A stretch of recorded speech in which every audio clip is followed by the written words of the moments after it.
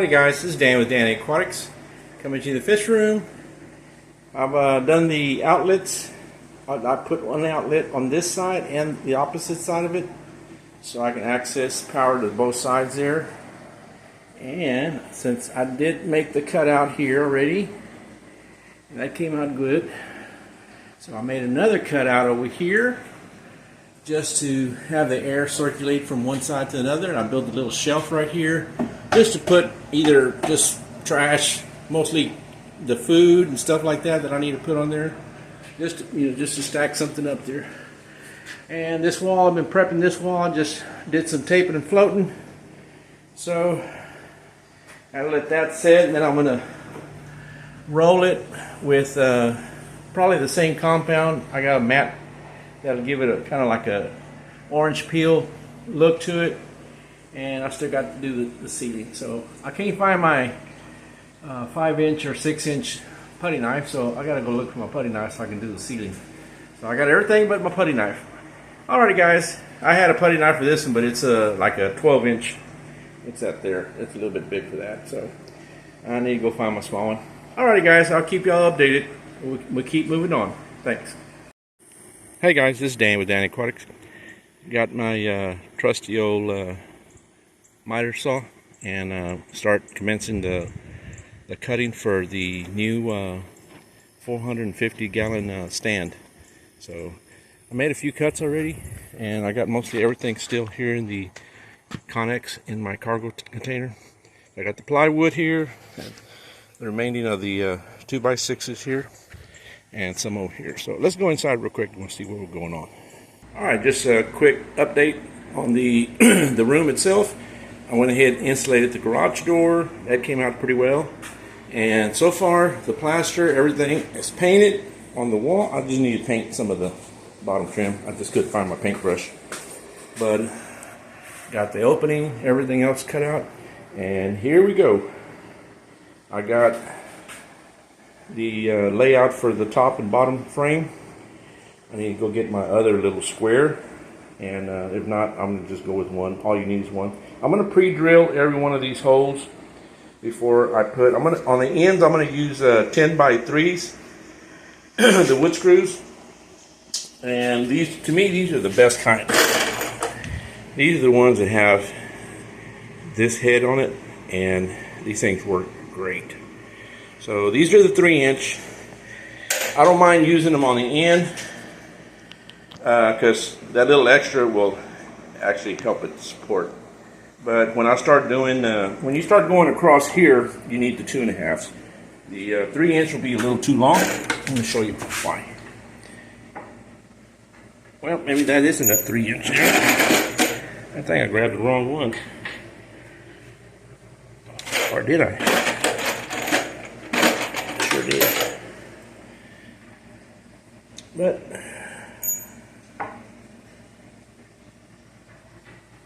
those will fit.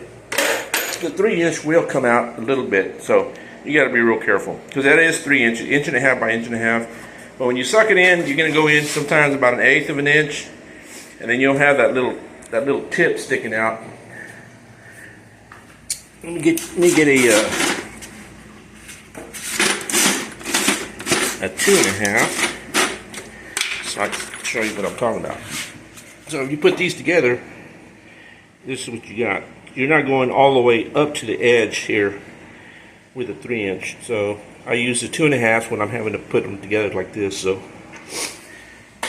alright guys, I'm gonna go ahead and get going and start putting this frame together. I'll keep adding on to the video. We're moving along.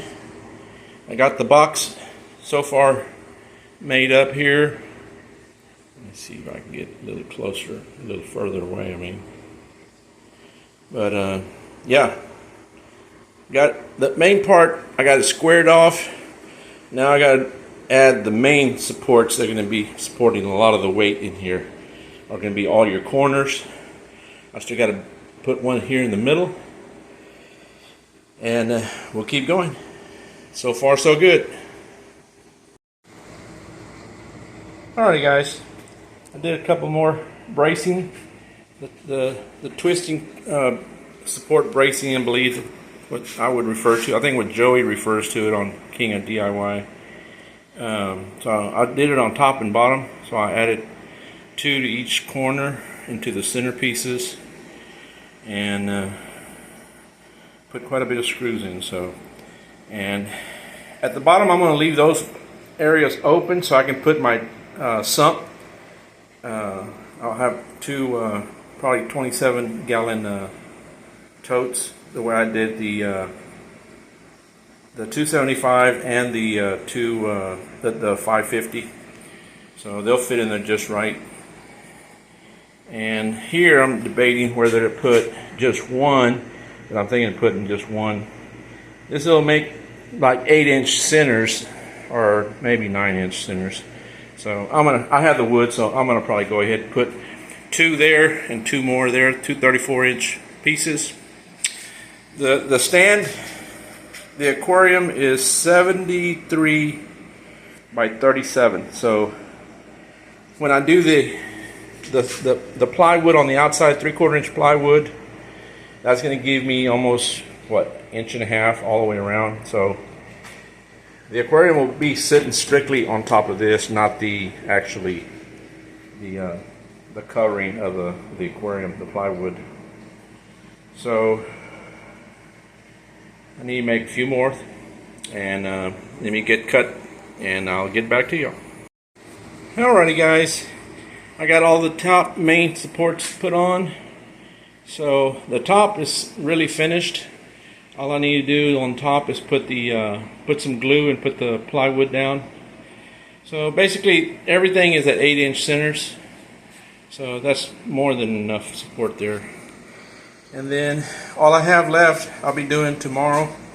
I'm gonna probably put all of your corner supports, and I still need to add the 4x6s. I'm gonna have some more 2x6s coming up on each side, with the 4x6 going across on the corners, and extra support here in the middle as well. So you'll have 4x6s going across and down